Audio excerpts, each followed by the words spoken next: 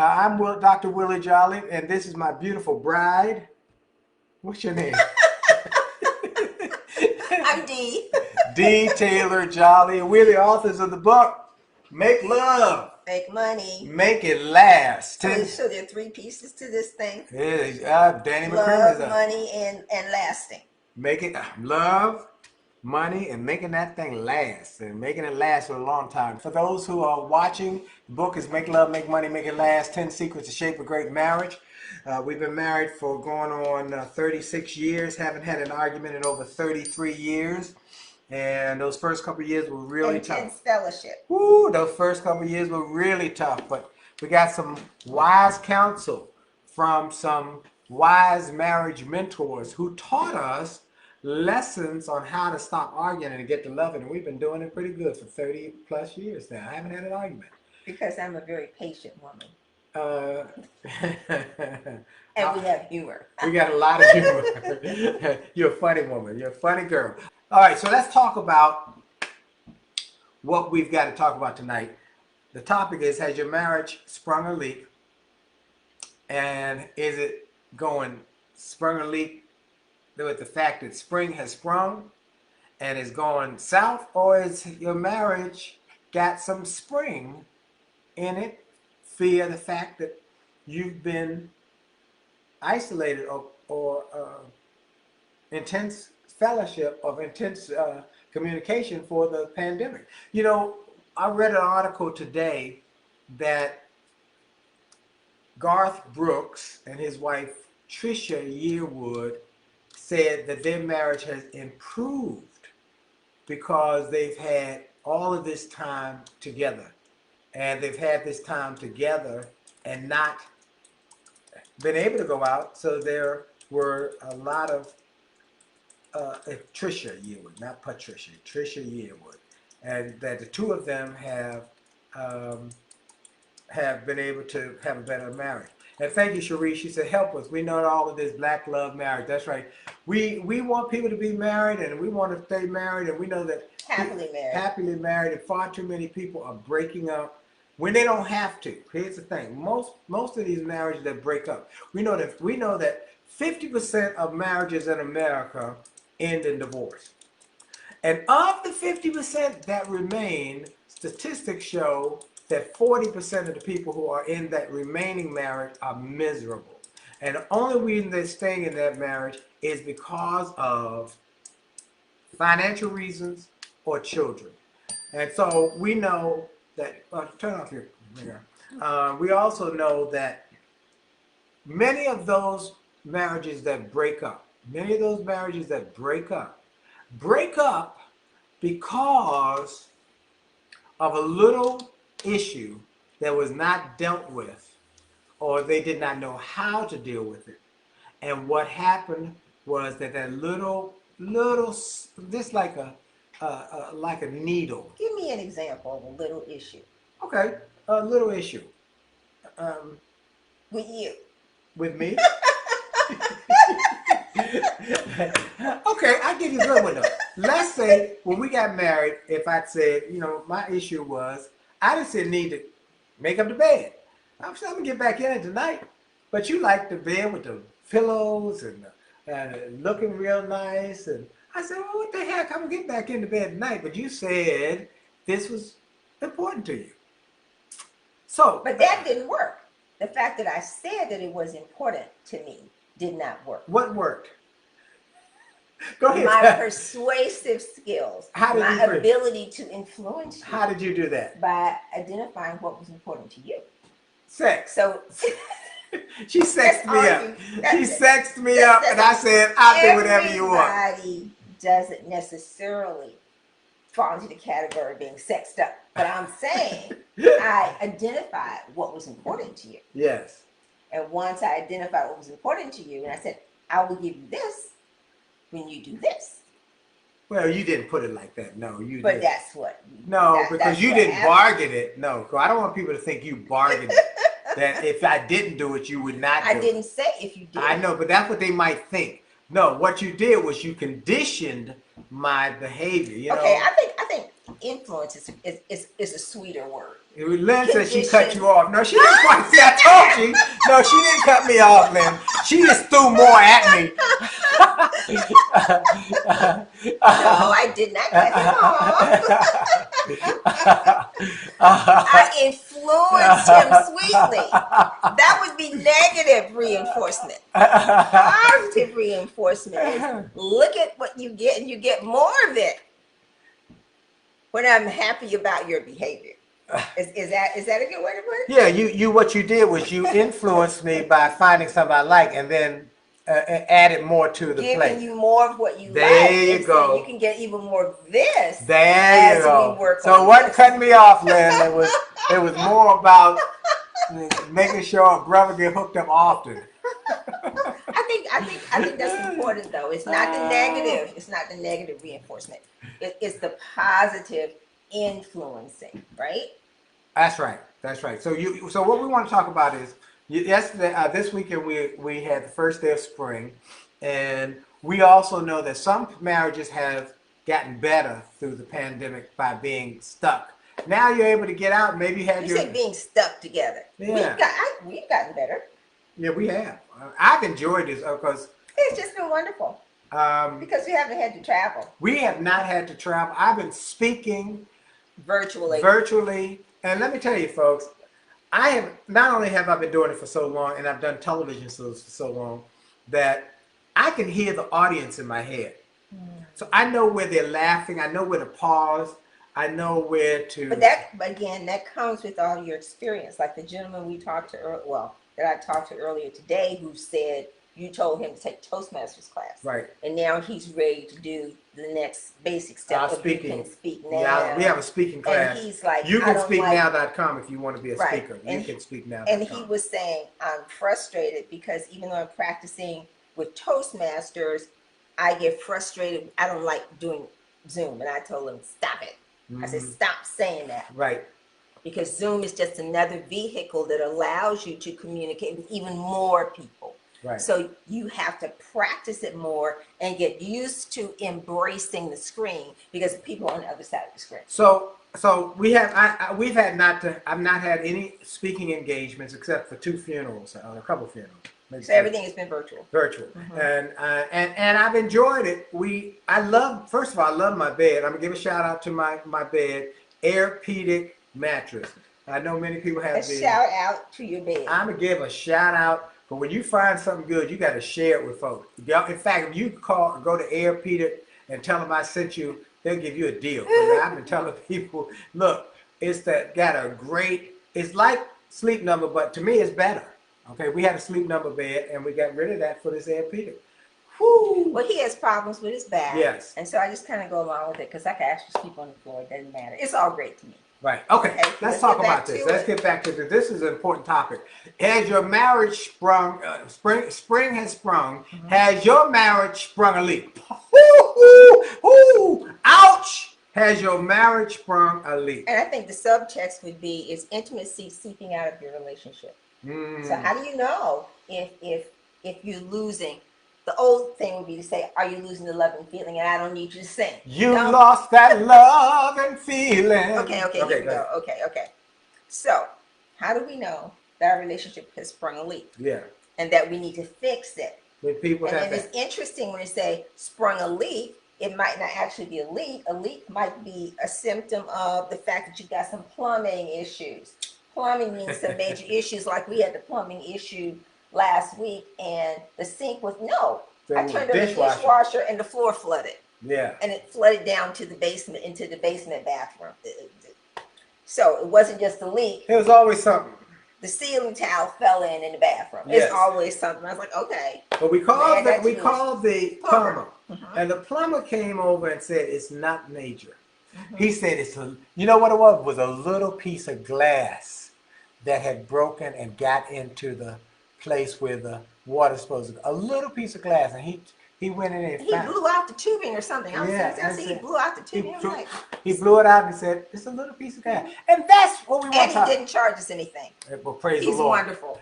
We got a great plumber too.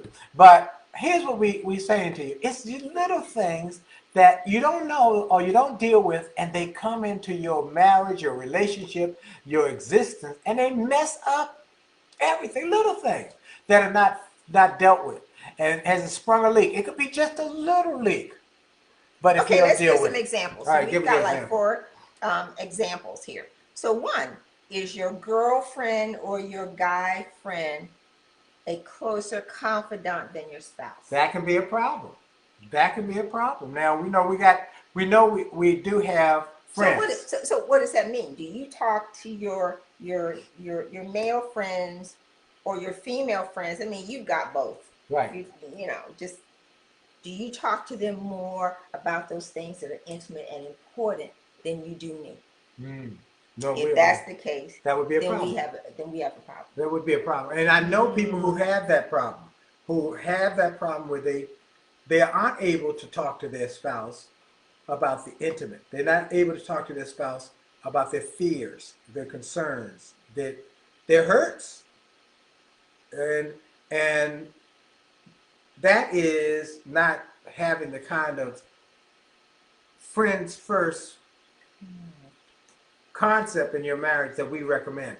Chapter number 1 in the book, Friends First, that the Boardleys, Jeffrey Hart and Denise Brownhart, great example we use in the book, who were friends first in high school, went off to college, and then dated other people, and then they ended up working in the same city, and they were friends, and fell in love being friends, and they've been married 40 years, and still like newlyweds.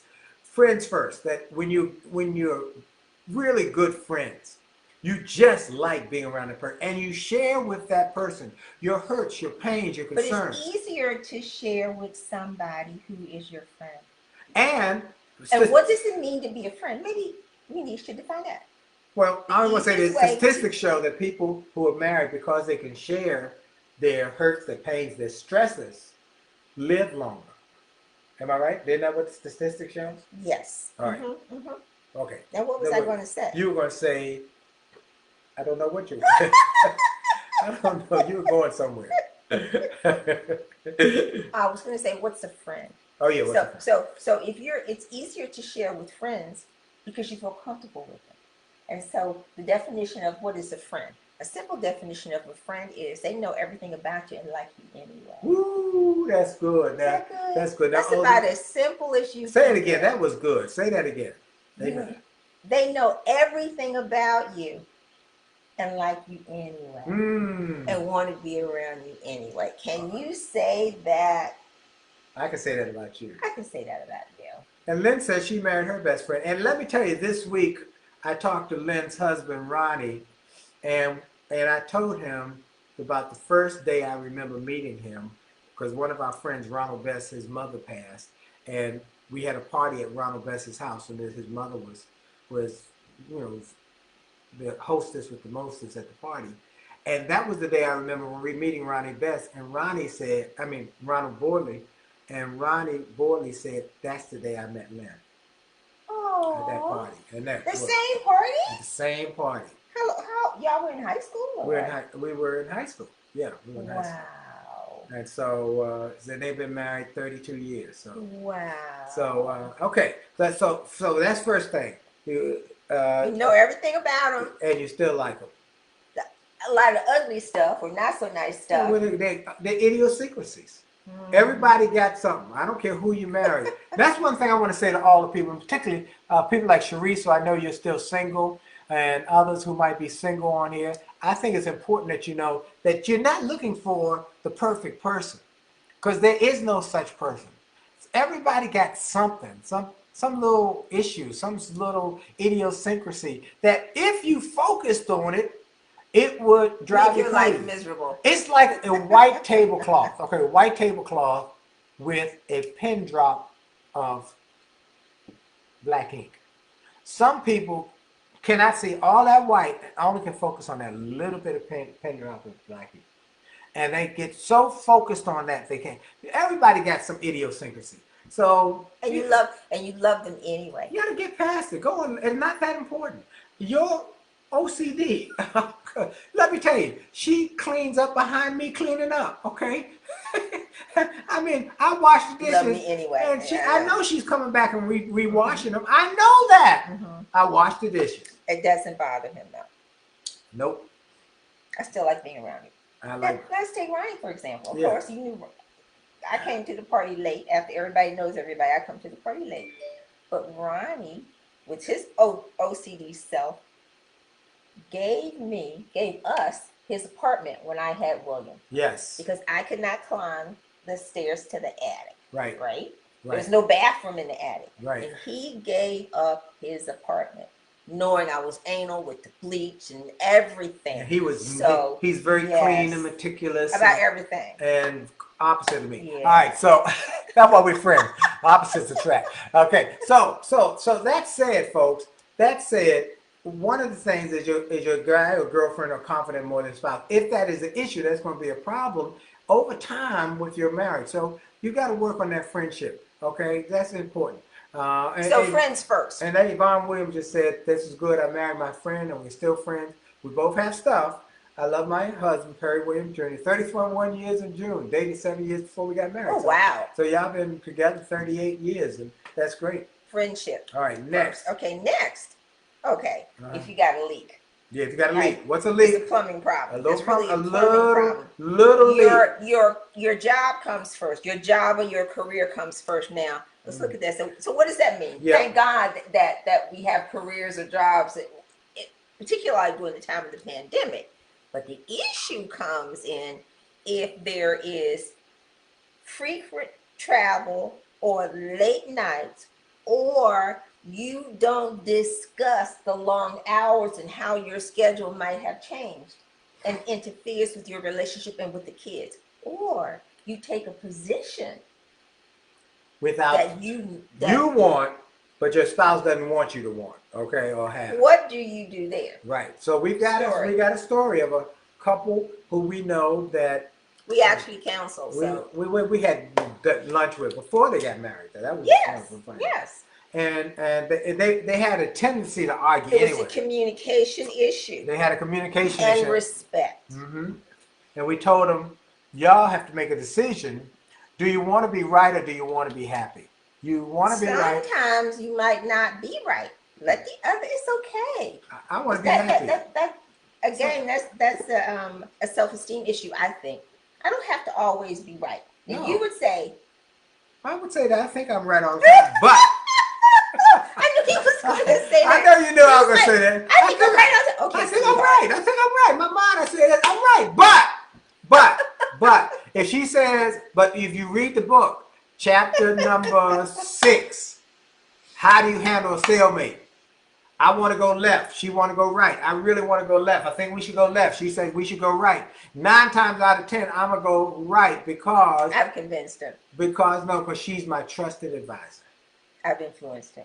You're my trusted advisor. Mm-hmm. But I'm going to provide you with wise counsel as best, not what is in my best interest, but what I think is in the best interest of us. I might think I'm right, but I'm going with her because I trust her. And that's the relationship. So I cannot betray. I would never consciously betray that trust. So again, what I say to people is this couple had this issue. They both had this very strong will that everybody's right and nobody wanted to bend. That's right. So here's what happened. He had a job, very good job, but he really wanted to get another position that required extreme travel and a 6-month deployment to be trained in this new position. And hey, Linda and Greg from West Virginia, and Shirley Prunty, and so here's what happened. We got some folks, Morgan Tyler, A. Smith, period. We got folks, the real Doreen Vale, one of the greatest singers in the world. Hey, Miss Doreen. Greatest singers in the world. So he wanted this job, and they had 2 little children under the age of 4, and she said, I need you here. And that job, you can get another job. You can get something. But that was his dream job. But that was his dream job. So he ignored her pleas. He took the job, which required him going away for 6 months. And so they had not resolved how this would work, and he just took the job. He took the job. That was the end of their marriage. And it was the end of their marriage. I'm going, like it or not, this is what you'll adjust. You know, I heard on this was actually on one of your podcasts. I'll leave the name of the podcast unnamed, but it's a financial podcast, and I have several. You were playing it, and we were working out, and one guy was married, one guy was not, and the question came up: what do you do if your spouse disagrees with you about an investment? The unmarried guy gave an unmarried guy answer.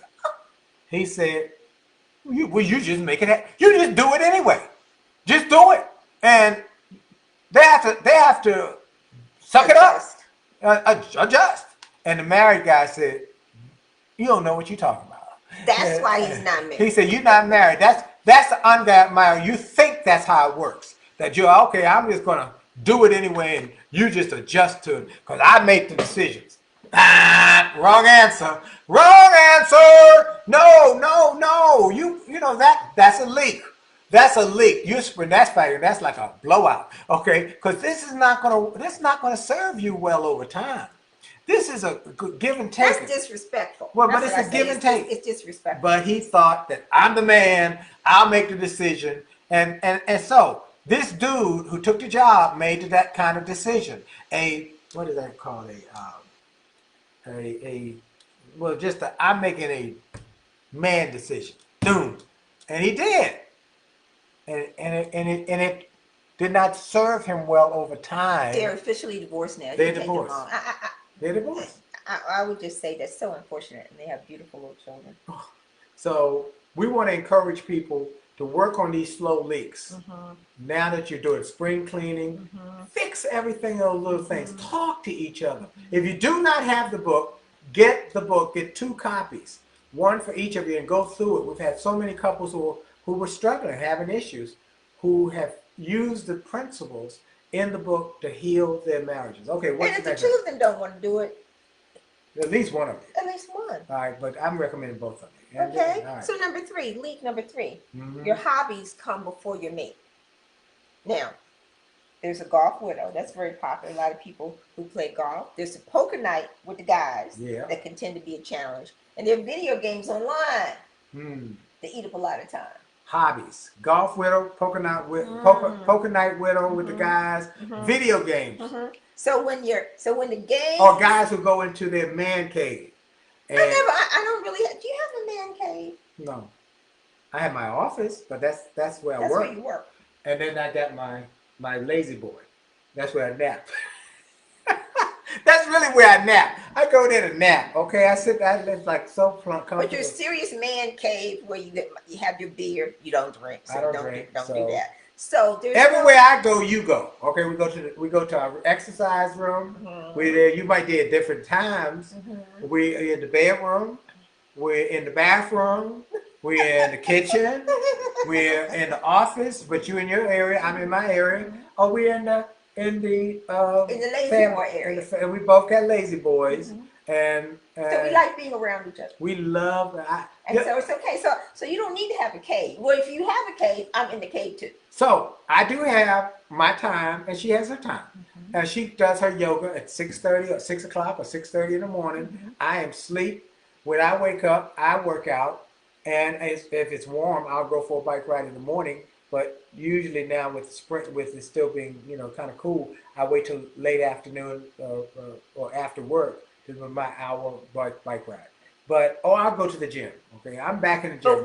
But the key is that we coordinate. Yes. So we each have our activities, but we coordinate so that we come back and we're together. We're together. We got to go. We got to feed this one. So and number 4, the children come first. Woo! And that can really be a challenge, especially when they're babies and the like. But we're talking about with the soccer, with the 4 or 5 sports. And the kids take precedence over your relationship. And what we want to teach here is this. Children will suck up all the air in your relationship, in your life, and everything, because that's what children are meant to do. Eventually, they will leave you, or some hope that they will. Oh, yeah, you hope they leave you one day. They will be out on their own, out of your, and then there you off are, your payroll. And there you are with somebody that you don't know. Come on. And you're like, do I want to live the rest of my life with somebody that I don't really have a relationship with? And then it goes to, you then have to work on, do I really want to establish a relationship with this person that I've lived with for the last 18 or 20 years? So our recommendation to handle that is right out the book. Keep the Romance Alive. Chapter number 9. Okay, always date your mate. You got to have a date night.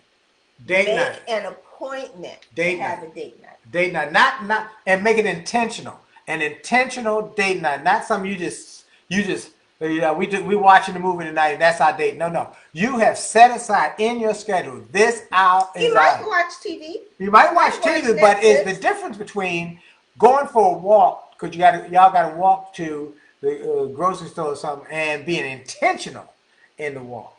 Holding hands. Mm-hmm. This is critical, and this was one of the keys that we have found to be successful in our relationship. So, has your marriage sprung a leak? Yep. And when we say has the marriage sprung a leak, we're saying that the leak can be in several key areas, in that you're closer to a friend who has become a confidant than your spouse. Work on that. Yes. Your job comes first. My life, here's my priorities. God, wife, family, business. Do your hobbies come first? God, wife, family, business. Do your kids come first? Fun. Wife, God, wife, family. The kids got to know that I know one day William's gone on to live his life, but we still together. So a couple things we got to give is we heard a statistics this morning that we've seen a gentleman who started roadside tavern. Roadside tavern. Two things, two numbers to remember. Suicide rate is still going up. Going up because so many people are still so adversely affected by COVID. We've been so blessed it has not immediately affected us. Yep. Okay? But anyone that is depressed, or that you feel begins to, or talks to you about just the miserable state they're in, give them the National Suicide Prevention Hotline. 800-273-8255. 800-273-8255. Put that in the chat, please. Put that on IG, somebody. 800-273-8255. Okay, the other. And then lastly, domestic violence is still on the rise as a result of this COVID. We did an interview that aired this past weekend. We were on Richmond television, whatever it was. Mm-hmm. It aired Friday or Saturday. And we were talking about the COVID divorce. Right. And divorce rate is on the rise as a result of this being together, cooped up, and not liking each other, not developing the friendship. And so domestic violence takes not only the physical violence, the sexual violence, emotional violence, psychological violence, it's just as well as verbal abuse. Right. So if you know someone who is afraid, is frightened, give them the domestic violence hotline number, which is 800-799-7233. Say it again. 800-799-7233. So we want you to make sure you use those numbers if you need them. Do not keep them somewhere. Keep them somewhere. If you feel like you can't take it anymore, look. Or if you know someone, or you call somebody. All right. So we want you to call for help if you need either one of those. You feel suicidal. Look, remember, suicide is a permanent decision for a temporary problem. This too shall pass. Young people. Yeah, this is going to pass. Do not. Second is domestic violence. Somebody said domestic violence is real. She said she had 4 enrollees just today in my batterers intervention class. We must talk about it in our community. Absolutely. So that's why we wanted to bring it up, and we're going to keep talking about it in our platforms, that we want people to know that this is critical, it's important. It is nothing to be ashamed of. Right. So let's be willing to talk about it and get help. All right, look, our time is up. Go to jollymarriage.com. Get 2 copies of the book. In fact, get the whole bundle. We recommend you get the bundle, which is 2 books, 2 workbooks, an audio book, and a seminar on CD. It's I think it's $150, but it's a lot cheaper than a $10,000 divorce or separation or the pain that comes from being in a home that just is miserable. Just invest in your marriage. You invested in your getting together, invest in staying together. All right, so this is Dr. Willie Jolley. And this is Taylor-Jolley. And we got to say jolly out. Jolly out. God bless y'all. Bye-bye.